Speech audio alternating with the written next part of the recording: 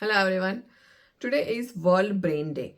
So today I thought let me make a video about brain health because it is very important organ because you can consider it as a supercomputer. It's like a software which is running the hardware, the body.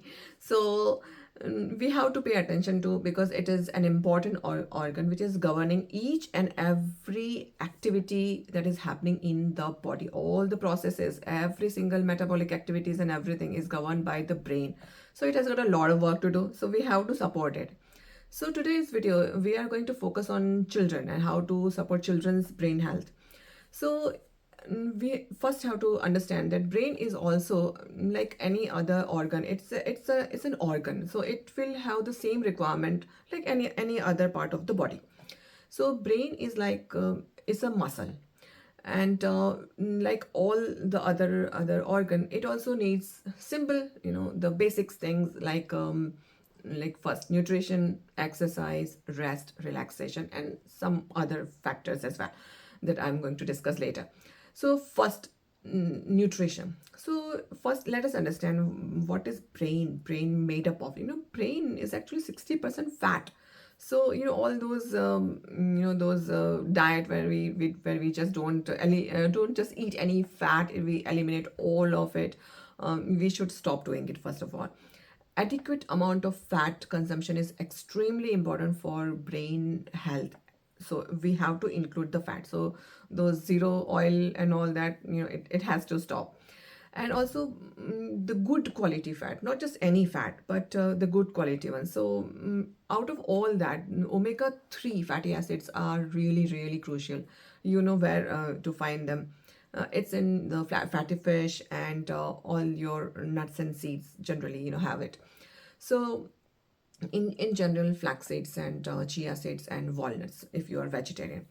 So that's the nutrition part of it. Also, like all the other things, the basics, the basics of the rainbow diet and and good gut health, because everything is connected. The gut and brain, they are very connected. So good nutrition, hydration especially, is very important. If you are dehydrated, trust me, the brain just will not function very well. You might have observed when you are thirsty, we are dehydrated, then you become very cranky, confused, and the brain doesn't work very well. So nowadays, this hydration is also has become very difficult for the children. Sometimes they are very dehydrated because they are not paying attention to it. So make sure that they drink enough water, and the nutrition part we have already discussed. So that is number one. Now let's move on to the next is exercise. So exercise is very important for the brain. Now I'm not talking about brain exercise, which is like like the sudoku and all the other things. I'm talking about physical exercise. Why? It's because whatever nutrition you have taken, for that nutrition to reach to the brain, you need good amount of circulation in the body. So anything that supports the cardiovascular system is extremely good for the brain health. So for children, it's like running around and playing sports, or anything, even free play, or just simply being active is very important for the children. The more their circulatory system is optimum, the more nutrition is going to go, and this is how you can support the brain. So that is the second point. Third is rest and sleep. Now this is the most important part. Brain needs sleep way more than any other the other thing. Why? Is because during the sleep, the brain actually repairs and cleans itself. Throughout the day, all the metabolic activity that happens, for the brain, that particular the metabolic activity, and all the waste that is being produced by the metabolic activity, and all the toxins, that is only removed at night.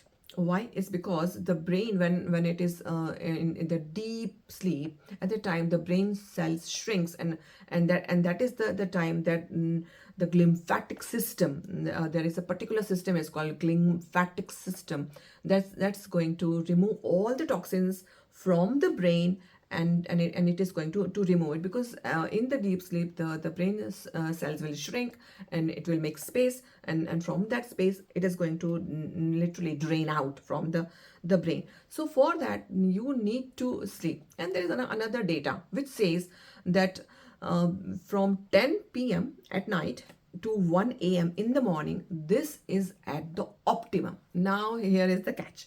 Most of the teenagers especially, they are not sleeping at that time, or young adults, or even older people nowadays, they scroll all night or until midnight. So you see, now they have missed the window. So if they have missed the window at that time, their brain is now having all the toxins inside running. Can you believe it? So unlike like any other body part, that happens only at night. So remember that sleep is crucial, especially in the right time frame. So that is the most important factor. Another, because we have already discussed screens, I would like to add one more point in this, is that screens are the most damaging for little children. The latest data shows that the exposure, excessive, especially exposure to the screen, is directly now linked to the reduction of white matter.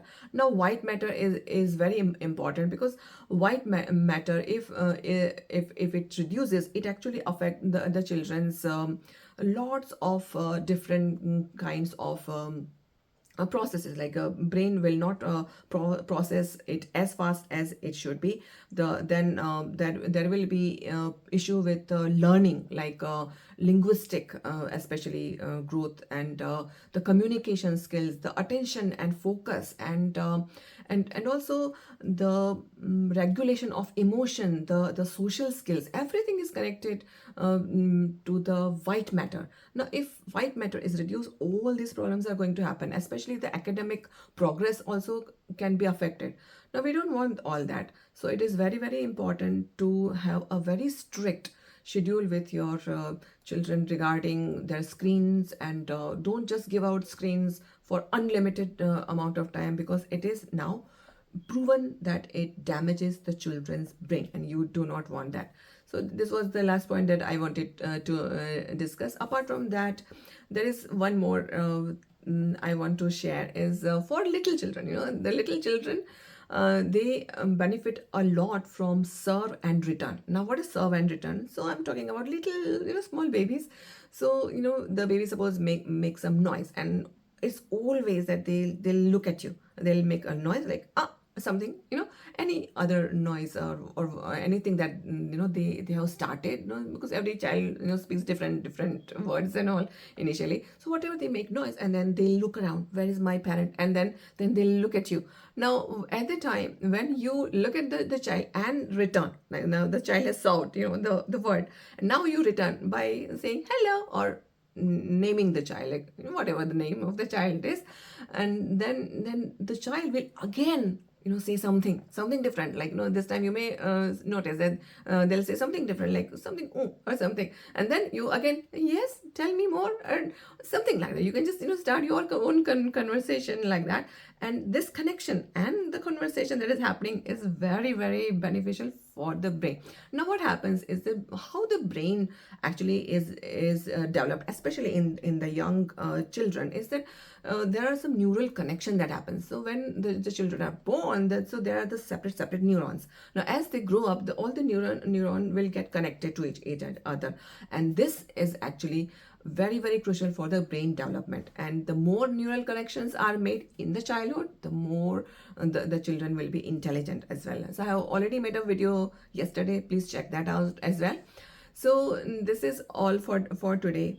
So in general, good diet, exercise, and sleep, and nutrition already is there, and digital detox, and connection, and communication, and socializing with other children also, because the more they interact, the more the brain is going to grow. So that's all for today. Until next time, be mindful and happy parenting.